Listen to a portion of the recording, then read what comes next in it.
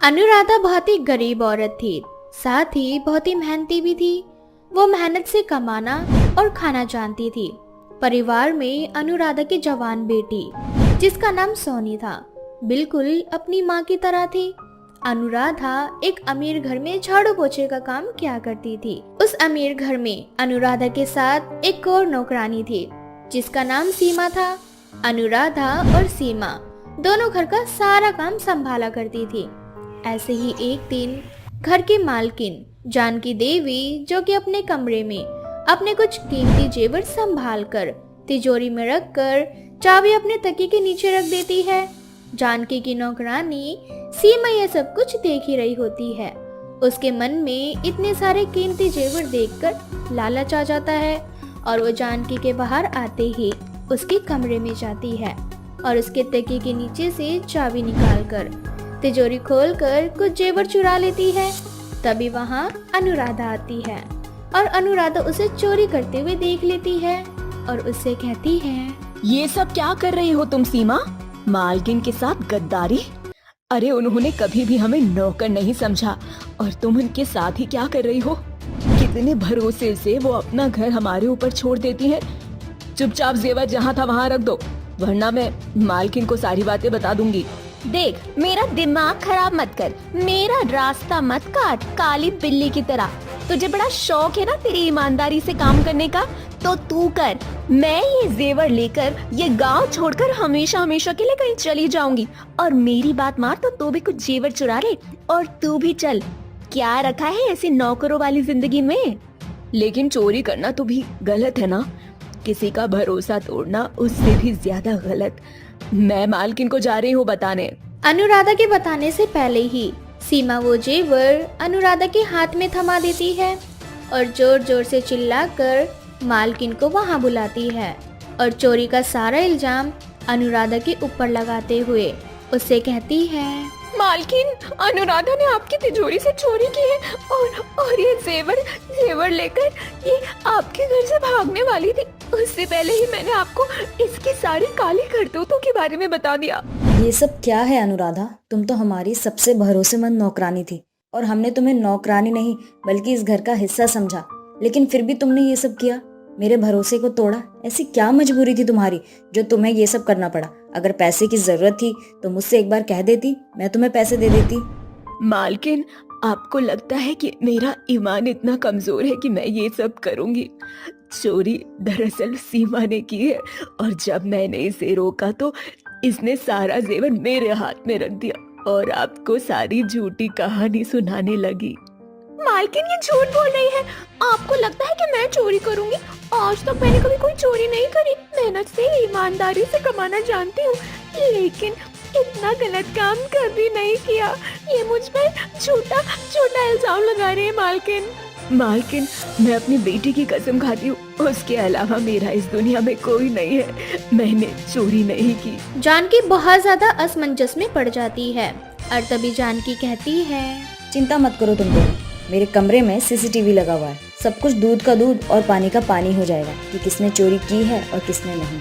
ये सुनते ही सीमा की हालत बहुत ज्यादा खराब हो जाती है और वो रोते हुए जानकी को सारी सच्चाई बता देती है। जिसके बाद जानकी सीमा से कहती है, मैं तुम्हें पुलिस के हवाले तो नहीं करूंगी, लेकिन तुम कल से यहाँ पर काम पर नहीं आओगे। तुमने मेरा भरोसा तोड़ा है और अनुराधा के साथ जो तुमने किया है वो मैं कभी नहीं भूल सकती। जानकी सीमा को काम पर से निकाल देती है। ऐसे ही अगले दिन अनुराधा की तबीयत खराब हो जाती है और अनुराधा अपने बदले सोनी को काम करने के लिए भेज देती है। सोनी जानकी के घर काम करने के लिए आ जाती है। बहुत ही स्वादिष्ट खाना भी बनाती है। वह खाना खाकर जानकी को बहुत अच्छा लगता है। सोनी बड़े ही साफ सफाई से घर का पूरा काम करती है।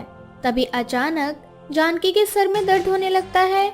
जानकी अपना सिर पकड़कर सोफे पर बैठ जाती है। ये देखकर सोनी जानकी के पास आती है और जानकी से कहती है, मालकिन, आपके सर में दर्द हो रहा है तो मैं आपके सर में मालिश कर दूं? मैं बहुत अच्छी मालिश करती हूँ, मुझे मेरी माँ ने सिखाया है। हाँ बेटा जरूर, मैं भी तो देखना चाहती हूँ कि तेरी माँ ने तुझे और क्या क्या सिखाया है।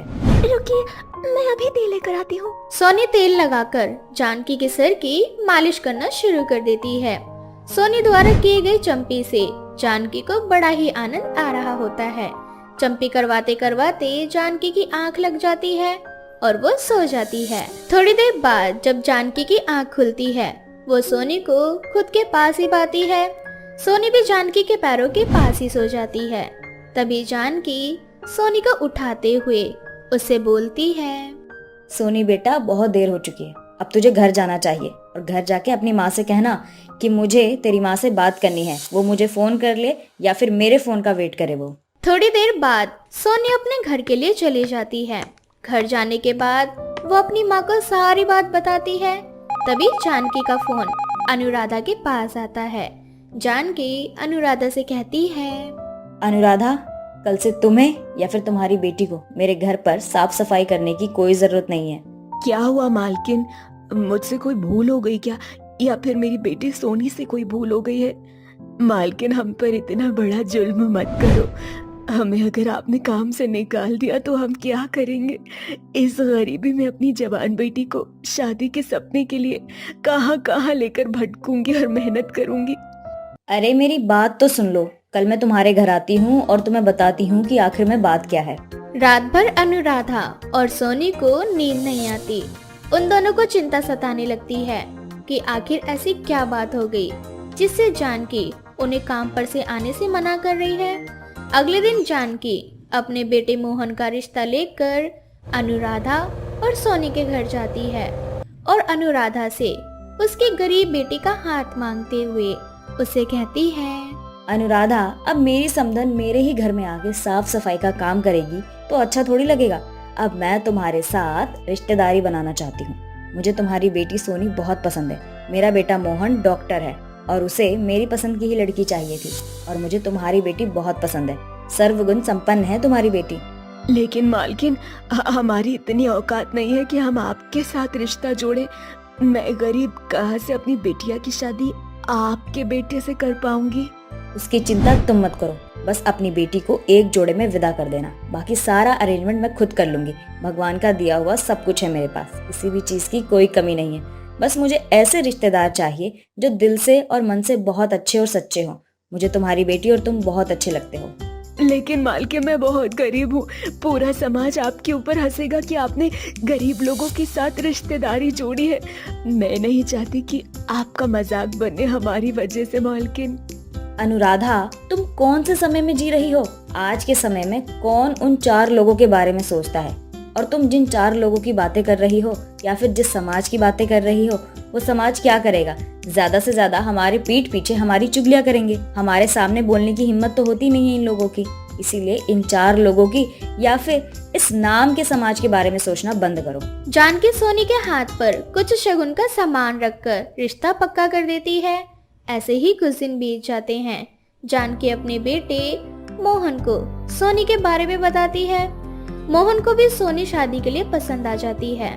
कुछ समय बाद अनुराधा और जानकी दोनों मिलकर अपने बच्चों की शादी बड़े ही धूमधाम से करवाते हैं। शादी के बाद सोनी अपने ससुराल में हंसी खुशी अपना जीवन जीती है। अनुष्का अपनी सास तारा और पति अशोक के साथ रहा करती थी। अनुष्का और उसका परिवार बहुत गरीब था। अशोक ज्यादा पढ़ा लिखा नहीं था, इसलिए उसे अच्छी नौकरी नहीं मिलती, जिस वजह से उसने अपनी माँ से जलेबी बनाना सीखकर अपना खुद का एक छोटा सा ठेला खोला था और अब वह सुबह से शाम तक रोड पर खड़े होकर गर्मा गर्म जलेबी बेचा करता। ऐसे ही एक दिन, अच्छा अनुष्का, माँ मैं जा रहा हूँ, आज मैं बहुत लेट हो चुका हूँ। ग्राहकों की लाइन लग चुकी होगी मेरी जलेबियों के लिए। आप दोनों दोपहर में मेरा खाना लेकर आ जाना। अरे पर कुछ खाकर तो चले जाइए। अनुष्का जल्दी से खाना लेकर आती है, लेकिन तब तक अशोक अपना ठेला लेकर निकल चुका होता है। इसी तरह से अशोक गर्मा गर्म जलेबी बेच रहा होता है और खाने वालों की भीड़ जमा हो जाती है, जिसमें से एक व्यक्ति अशोक से बोलता है, अशोक भाई, मैंने इस गांव की हर दुकान की जलेबी खा रखी है, पर तुम्हारे हाथ की जो जलेबियां हैं उसकी बात ही अलग है। ऐसा क्या डालते हो अपनी जलेबी में? भाई मेरे हाथ की जलेबी में फर्क तो होगा ही ना। आखिर मैंने अपनी ये रेसिपी अपनी माँ से जो सीखी है। मैं बहुत छोटा था जब हमारे गांव में बाढ़ आ गई थी, जिसमें मैं और मेरी माँ हमारे पिता से बिछड़ गए। बस तभी से मेरी माँ जलेबियां बनाकर उन्हें बेचने लगी। वो मुझे ज्यादा पढ़ा लिखा ना सकी, जिस वजह से मेरी कहीं अच्छी नौकरी नहीं लग सकी। अच्छा, फिर शादी के बाद भी ऐसे निठल्ला बैठना मुझे अच्छा नहीं लगा। इसीलिए मैंने अपनी माँ की ये स्पेशल रेसिपी बनानी सीखी और अब इस जलेबी को बेचकर मैं अच्छे से अपना घर चला पा रहा हूँ। आज भी हम गरीब हैं, पर मैं अपनी माँ और बीवी को किसी भी चीज की कमी नहीं होने देता। अरे क्या बात है भाई, भगवान करे तुम्हारा जलेबी का व्यापार ऐसे ही चलता रहे और तुम अपनी खुद की एक छोटी सी दुकान भी खोल लो। अच्छा, मैं चलता हूँ, शाम को आऊंगा, मेरी 1 किलो जलेबी पैक करके रखना। इस तरह से वो व्यक्ति अशोक से बातें करके चला जाता है। अशोक का व्यवहार अपने ग्राहकों के लिए काफी अच्छा था, इसलिए उसके ग्राहक भी उसे जुड़ चुके थे। वैसे अब जब भी अशोक जलेबी के ठेले लेकर आता तो उसके ग्राहक उससे काफी देर तक बात किया करते। अब दोपहर में अनुष्का खाना लेकर आती है और अशोक को ग्राहकों के साथ ऐसे हंसकर बातें करते हुए देख अशोक से बोलती है, क्या बात है, लगता है अब तक आपको भूख नहीं लगी है। जब भी तो सुबह से भूखे होने के बावजूद भी ग्राहकों के साथ ऐसे हंसकर बातें कर रहे हैं। अरे नहीं अनुष्का, भूख तो बहुत जोर की लगी है। मैं तुम्हारा ही इंतजार कर रहा था। अच्छा हुआ जो तुम खाना लेकर आ गई। अभी भीड़ कम है, तुम मेरा खाना लगा दो, आज हम दोनों साथ में ही बैठकर खाएंगे। इस तरह से अशोक और अनुष्का बैठकर एक साथ खाना खाते हैं। अनुष्का और अशोक की जिंदगी अच्छे से गुजर रही होती है, पर अनुष्का की खुशियों को शायद किसी की नजर लग जाती है। ऐसे ही एक दिन अनुष्का अपने घर में काम कर रही होती है कि तभी उषा आंटी हड़बड़ाते हुए आती है। तारा बहन, अनुष्का बहू, वो अशोक के पूरे शरीर पर गरम तेल की कढ़ाई गिर गई है। अशोक का पूरा हाथ और शरीर जल चुका है। उसे पास के हॉस्पिटल में भर्ती कर दिया है। तुम दोनों जल्दी से मेरे साथ चलो। अब तारा और अनुष्का भागते हुए हॉस्पिटल जाते हैं, जहां वो देखते हैं कि अशोक के दोनों हाथ और आधा शरीर पूरी तरह से जल चुका है।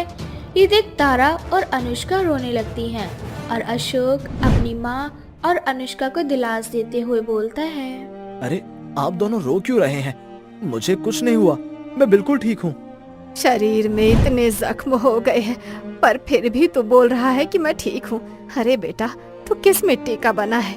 माँ, जो होना था वो हो गया। अब रो कर के क्या फायदा? वैसे भी डॉक्टर ने मुझसे कहा है कि बहुत जल्द मेरे घाव ठीक हो जाएंगे। बस मुझे चिंता तो इस बात की हो रही है कि जब तक मैं ठीक नहीं हो जाता तब तक मेरा घर कैसे चलेगा। तू बस अपनी चिंता कर, घर चलाने के लिए अब भी तेरी माँ जिंदा है, समझा तू? इस तरह से तारा और अनुष्का डॉक्टर से बात करके अशोक को घर ले जाते हैं। अशोक की दवाई और उसके जख्म भरने की दवाई काफी महंगी होती है और इसलिए अनुष्का अपनी सारी सेविंग्स अशोक की दवाई में लगा देती है। लेकिन अनुष्का और तारा के सामने अब भी एक चिंता थी कि घर कैसे चलेगा। माँ जी, इतने दिनों में मैंने जो भी पैसे बचाए थे उन सभी पैसों से मैंने अशोक जी की दवाई ले ली, परंतु मुझे समझ नहीं आ रहा है कि अब घर कैसे चलेगा। घर में अब एक फूटी कौड़ी भी नहीं बची है, ऊपर से अशोक जी की दवाइयों का खर्चा आप तो जानती ही है ना। बहू, जब मैं और अशोक तेरे ससुर से अलग हुए थे तब मैंने अकेले अशोक को पाला था, जलेबियां बेचकर। इसीलिए आज जब मेरा बेटा लाचार है तो एक बार फिर मैं जलेबियां बेचकर अपने घर की आर्थिक स्थिति को संभाल लूंगी। हाँ माँ जी, आप अकेली नहीं हैं, अब से हम दोनों सास बहू मिलकर जलेबी बेचा करेंगी। अब इस तरह से अनुष्का और तारा मिलकर जलेबियां बेचना शुरू कर देती है। अब ऐसे ही कुछ दिन बीत जाते हैं और एक दिन जब तारा और अनुष्का जलेबी बेच रही होती है तब एक औरत आती है और उनसे बोलती है, ये ठेला तो अशोक भाई साहब का है। अशोक भाई साहब कहाँ गए? मैं अशोक की माँ हूँ। कुछ समय पहले एक हादसे में मेरे बेटे का पूरा शरीर जल गया, जिस वजह से वो जलेबी नहीं बेच पा रहा और इसीलिए अब हम दोनों सास बहू जलेबियां बेचने का काम कर रही हैं। बताइए आपको उनसे क्या काम है? दरअसल कल ठाकुर राम दयाल के घर कीर्तन और भंडारा है और राम जी के घर जब भी भंडारा और कीर्तन होता है तो राम जी अशोक भाई साहब को ही जलेबी का ऑर्डर देते थे। मैं बस इसीलिए यहाँ आई थी। कोई बात नहीं, इस बार हम सास बहू ठाकुर रामदयाल का ऑर्डर पूरा करेंगे। ठीक है, अगर अब अशोक भाई साहब नहीं है तो आप दोनों कल शाम तक 20 किलो जलेबी ठाकुर रामदयाल के घर लेकर पहुँच जाना। आप हमें एड्रेस दे दीजिए, हम समय पर आपको आपका ऑर्डर आपके घर तक पहुँचा देंगे। इस तरह से वो औरत एड्रेस देकर वहाँ से चली जाती है। अब घर जाकर अनुष्का और तारा ये खबर अशोक को देती हैं। अब दोनों सास बहू अगले दिन सुबह जल्दी उठकर 20 किलो जलेबियां बनाती हैं और शाम को जलेबियां लेकर ठाकुर रामदयाल के घर जाती हैं। लेकिन जब ठाकुर रामदयाल तारा को देखता है तो उसकी आंखों से आंसू बहने लगते हैं और वो तारा को गले लगाकर उससे बोलता है, तारा, तुम ठीक हो? तुम जिंदा हो? पर हमारा बेटा कहाँ है?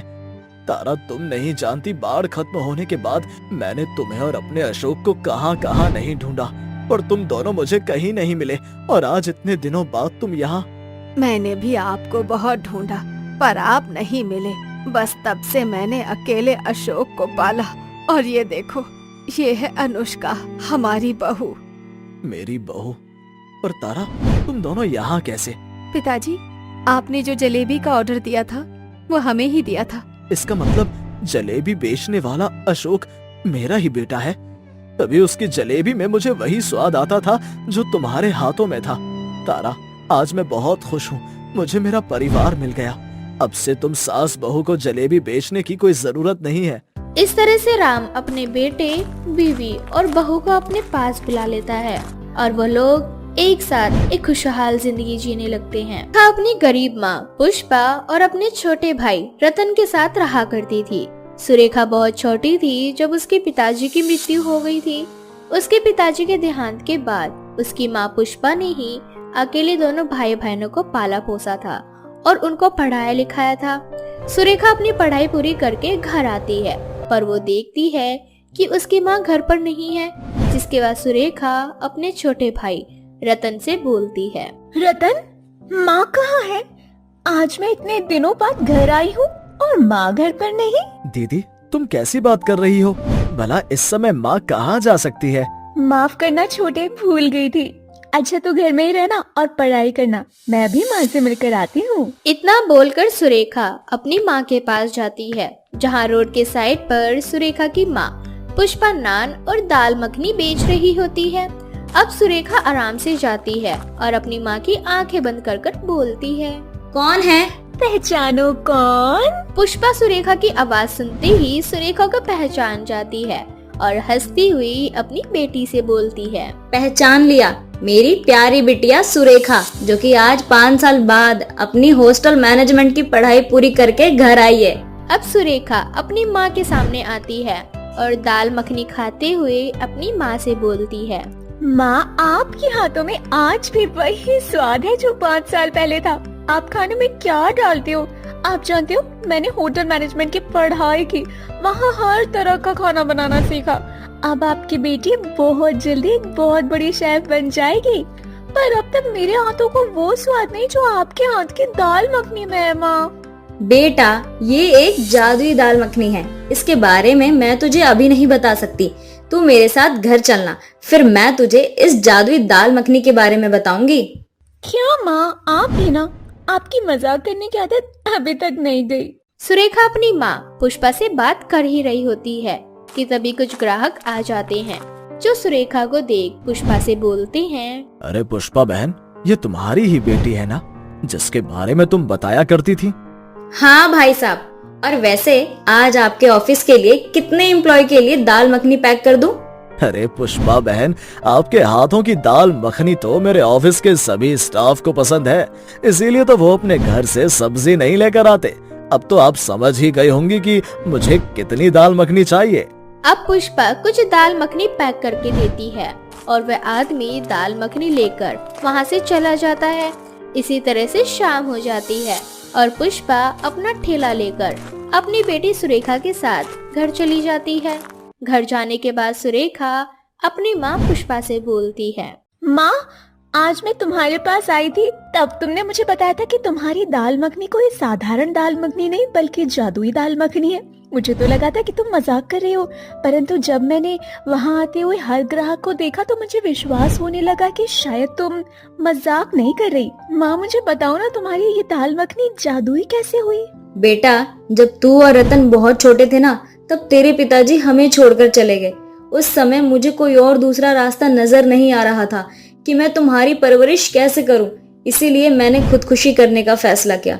और एक दिन जब तू और रतन सो रहे थे, तब रात के अंधेरे में मैं पहाड़ी से कूदने के लिए चली गई। फ्लैशबैक। पुष्पा पहाड़ियों से कूदकर खुदकुशी करने वाली ही होती है कि तभी वहाँ एक साधु आ जाता है और वो पुष्पा को पकड़ लेता है और उससे खुदकुशी करने की वजह पूछता है, जिस पर पुष्पा साधु से बोलती है, गुरुजी, मेरे पास मरने के अलावा कोई और दूसरा रास्ता नहीं है। मेरे पति मुझे और मेरे बच्चों को छोड़कर चले गए हैं।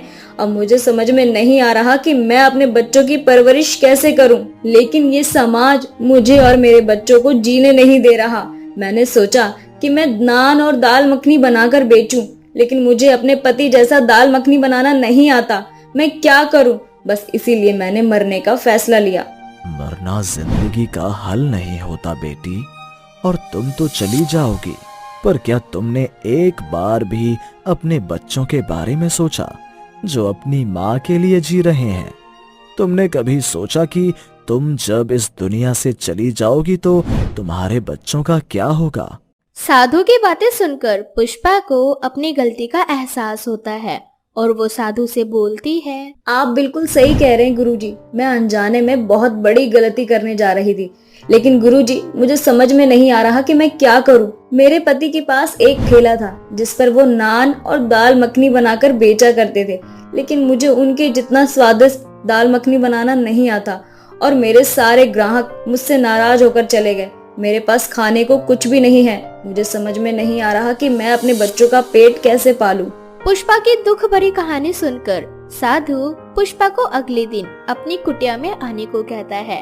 अब अगले दिन पुष्पा साधु की कुटिया में जाती है, जहाँ साधु पुष्पा को एक मंत्र सिखाते हैं। ओम गुरु गुरु गुरुदेवाय नमः। पुत्री, जब तुम इस मंत्र को पढ़कर दाल मखनी बनाओगी तो वो अति स्वादिष्ट बनेगी।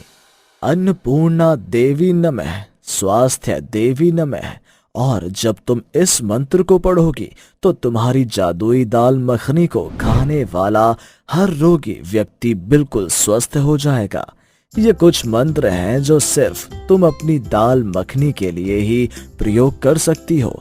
इन मंत्रों से जब तुम अपनी दाल मखनी बनाओगी तो तुम्हारी दाल मखनी जादुई दाल मखनी में बदल जाएगी।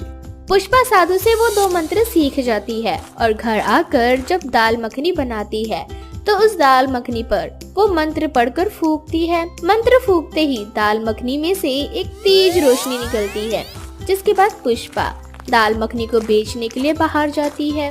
और जब ग्राहक पुष्पा के हाथों की दाल मखनी खाते हैं तो उंगलियां चाटते रह जाते हैं। बस बेटा, उस दिन से उस मंत्र की मदद से मैंने जादुई दाल मखनी को बेचना शुरू किया और धीरे धीरे इतनी अच्छी कमाई होने लगी मेरी कि मैंने तुम दोनों की बहुत अच्छी परवरिश की और तुझे दूर भेज सकी ताकि तू जो बनना चाहती थी वो बन सके। माँ, अगर ऐसा है तो ये मंत्र मुझे भी सिखाओ ताकि मास्टर शेफ का खिताब मैं ही जीत सकूं। सुरेखा के कहने पर पुष्पा उसे वो जादुई मंत्र सिखा देती है, जिसका उपयोग सुरेखा दाल मखनी बनाने में करती है। इसी तरह से कुछ दिन बीत जाते हैं और सुरेखा का कंपटीशन शुरू हो जाता है। सुरेखा अपने कंपटीशन में दाल मखनी बनाती है और मंत्र के कारण उसकी दाल मखनी इतनी स्वादिष्ट बनती है कि वहाँ के सभी जज सुरेखा को मास्टर शेफ का खिताब देने के लिए मजबूर हो जाते हैं। इस तरह से सुरेखा मास्टर शेफ का खिताब जीत जाती है। लेकिन तभी अचानक मंच पर आग लग जाती है और उस आग में काफी लोग जल जाते हैं। बहुतों की हालत गंभीर हो जाती है तो कुछ की हालत नॉर्मल होती है। तभी सुरेखा को अपनी माँ का दूसरा मंत्र याद आता है। माँ ने बताया था कि दूसरा मंत्र भी दाल मखनी के लिए ही है। अगर मैं उस मंत्र को पढ़कर दाल मखनी फूकूंगी तो उस मखनी में ऐसी शक्तियाँ प्रवेश होंगी जिससे उस दाल मखनी को खाने वाला हर व्यक्ति ठीक हो जाएगा। मुझे अपनी जादुई दाल मखनी का इस्तेमाल करना होगा, ताकि मैं मासूम लोगों की जान बचा सकूं। सुरेखा जल्दी से दाल मखनी बनाती है और उस दाल मखनी में उसी मंत्र को पढ़ती है। अन्नपूर्णा देवी नमः, स्वास्थ्य देवी नमः। अब सुरेखा उस दाल मखनी को बीमार व्यक्तियों के पास ले जाती है और सभी को थोड़ी थोड़ी दाल मखनी खिलाती है। उस दाल मखनी को खाने के 24 घंटे के अंदर अंदर सभी बीमार व्यक्ति स्वस्थ हो जाते हैं और उनकी तबीयत बिल्कुल ठीक होने लगती है। ये देखकर वहाँ के सभी डॉक्टर्स भी हैरान हो जाते हैं और सुरेखा खुद भी हैरान हो जाती है, जिसके बाद सुरेखा को अपनी माँ की कही सभी बातों पर विश्वास हो जाता है और इस तरह से आने वाले समय में सुरेखा और पुष्पा इसी तरह से जरूरतमंद लोगों की मदद करते हैं।